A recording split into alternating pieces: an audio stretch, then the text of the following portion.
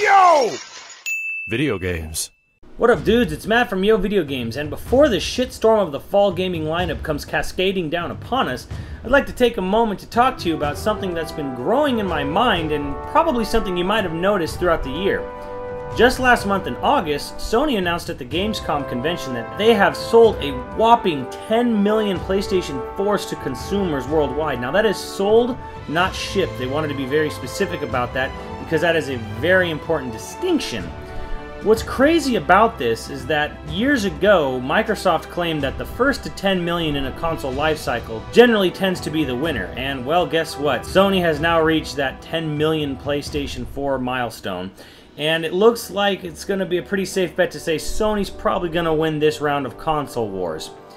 Now, what's really surprising about this is how fast they got there, with how little of software has been released, and in fact, even Shu Yoshida of Sony doesn't even know why they've sold so many so fast. And this has caused me to ponder, but I think I might have a part of that answer. This all goes back to what I like to call image and why it's important. Sony has been absolutely dominating this next generation of console war, primarily because I think they have a lot of key factors right. And most important of that is image. With Sony's forthcoming lineup, you see a huge variety of different titles and genres and experiences, whereas for the outside observer, the other two guys seem to share similar problems. And what do I mean by image problems? What I mean is, for the general mass audience, the people who are not like us, who sit there and play and analyze every single game and game release and announcement that we can, for the people who don't do that, when they look into the gaming industry, what they see highly dictates what they think they're going to get when they buy a new system. Now let's start with Nintendo, because as much as I love Nintendo, it's pretty apparent now they have a huge image problem. Now, I know, and you know, and all the Nintendo Defense Force in the comments below know, Nintendo has a huge variety of gameplay. They have a huge variety of games. They encompass all kinds of awesome, unique, new gaming experiences. However, the problem is Nintendo can't seem to sell that idea to everyone else who's not a Nintendo fan. This is pretty clearly evidenced in the fact that the sales for the Wii U are still struggling. See, the harsh reality of it is, when people see in the Nintendo lineup of games, this is what they think. I love you, you love me.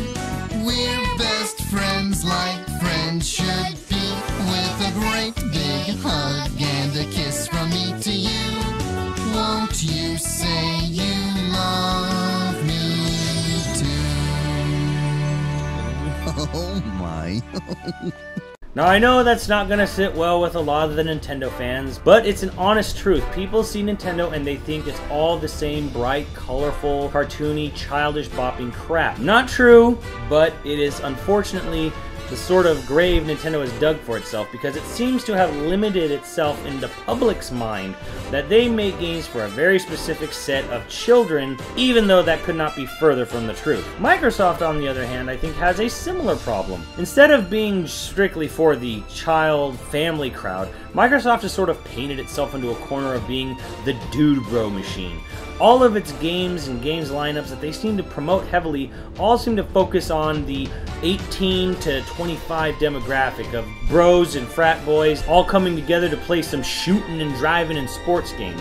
I mean, you can see it from their own YouTube channel. The game trailers they're presenting and their presence at Gamescom was all squarely focused on the big, heavy-hitting shooter and Assassin's Creed and sports and driving that they've been pumping since the start of the console's life cycle.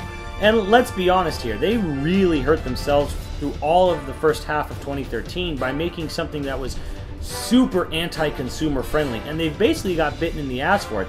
Deservedly so. They deserved all the shit they got leading up to E3 2013, and they're paying the price for it now. You see, when people look at Microsoft, I don't really think they see, oh, this all-in-one entertainment device that Microsoft would love for everyone to see.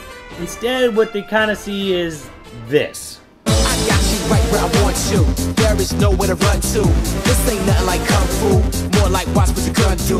Let the poppers pop shots and the breakers break jaws. They don't box, they brawl. They don't make beats, they make war. Got kicks and stairs for ya. We take it there for ya. Heard what I said, snatch some dreads out your head. Oh yeah, so you can dance around. You won't last around. I'm gonna act the clown. You don't know, you better ask around. Now meanwhile, if you look at Sony's presence at Gamescom, they presented a huge variety of different types of experiences, from Rhyme to The Wild to Bloodborne, The Order, which kind of does look a little bit like Bloodborne, but either way, they still presented a whole bunch of games, including some other ones that I haven't mentioned, that all offer weird, new, and exciting game experiences. See, what Sony has is power, price, and variety. This sort of echoes the 32-bit era. Back when Sony and Sega went head-to-head with the Saturn and PlayStation launch, the Saturn ended up being $100 more than the PlayStation. However, the PlayStation, as we all know, was a better running, more powerful machine that undercut the Saturn by launching at $100 cheaper. Nintendo came along later, but they encountered a similar problem where they really couldn't get much third-party support, and they kind of suffered for it. However, at the time, they did have Rare to sort of bolster their adult image a bit, but with Rare gone later on, Nintendo really sunk back down to its sort of childish image with the GameCube era. And looking at now, it's kind of the same deal. Xbox One was $100 more, now it's at the same price, but still, Sony has all of these unique games where Microsoft is still pushing Halo Master Chief Collection, it's still pushing Forza, it's still pushing Quantum Break, which, as we saw at Gamescom, looked a whole lot like a third-person shooter with bullet time and time-stopping mechanics. So I think right now what people are seeing is, if they're going to buy a new console, they want to get the console that runs the best, has a good price point, and is going to have an exciting feature of games coming up for it. Now, for me personally, I can't really understand why people are jumping in right now. There's obviously great experiences on the PlayStation 4, such as PT and Infamous and what have you, but for me, I really would rather wait until a lot of these bigger, exciting titles come out, which looks like it's going to be mostly next year, sadly. Now, as for what these companies can do to combat this, well, that's kind of a tough question. I've said before, and I'll say it again, I really think Nintendo needs to offer a lower price of entry for their console. And the thing is with Nintendo is they have a great system, they have great games, they can't get people to plop down the money for it though, no matter how sweet a deal of a bundle they seem to offer. I think when you're Nintendo and you're in a position where, like, you gotta convince people that your games are really unique and really cool and really fun to play, I think you kind of gotta cheapen yourself a bit and say, look, I've got this great experience for far less, not $100 less, far less. So why don't you come over here, look at this hot, awesome stuff I got here, and tell me you don't want to play it.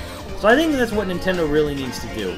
If they want to win back the minds of the general populace consumer, they've got to convince them, and the only way they're going to convince them is to get them to play or to jump in at a smaller price point. Microsoft, they're in a bit of a tougher position for me. They still have a console that, even at the same price as PS4, doesn't run any of the multi-platform games as well as PS4. Unless they can really drop that price lower, it's going to be a tough sell. Again, I don't really think that the Tomb Raider announcement was necessarily a bad thing for Microsoft. In my mind, Microsoft was doing exactly what they needed to do. They need to get exclusives. They need to get people to buy their system.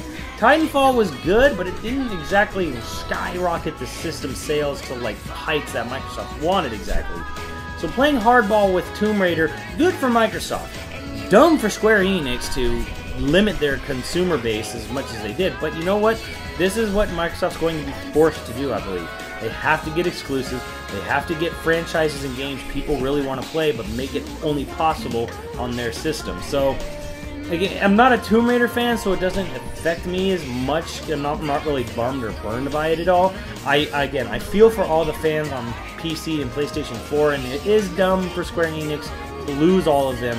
But this is good for Microsoft because it's the only way they're going to stay relevant. Because as long as they cost the same and play worse on their system, they will continue to slip further and further behind Sony without big exclusive games. And when Sony gets their own big exclusive games, that's going to be even worse for everyone else not named Sony. Because then they'll have the price, the power, better ports, and the exclusive features. Let me know what you guys think of this and where you stand on this whole console war debate, and we'll catch you later on the channel. Later, dudes.